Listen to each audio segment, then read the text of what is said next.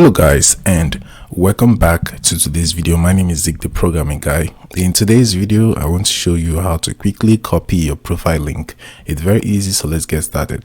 Right, so the first step you have to take is, of course, open your Likee app and log into your account. Next, once you logged into your account, at the bottom right corner of your screen you're going to see your profile icon right there. So what you just have to do is to click on it.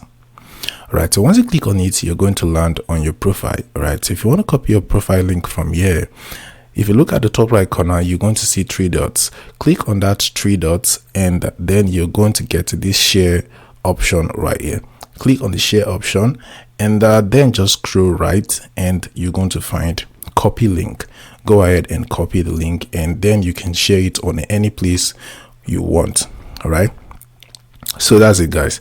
So that's it on how to quickly copy your profile link on Likee. Hope this video was helpful and you now know how to do it. If yes, give this video a like and equally subscribe to get more helpful tips like this. Thanks for watching, guys.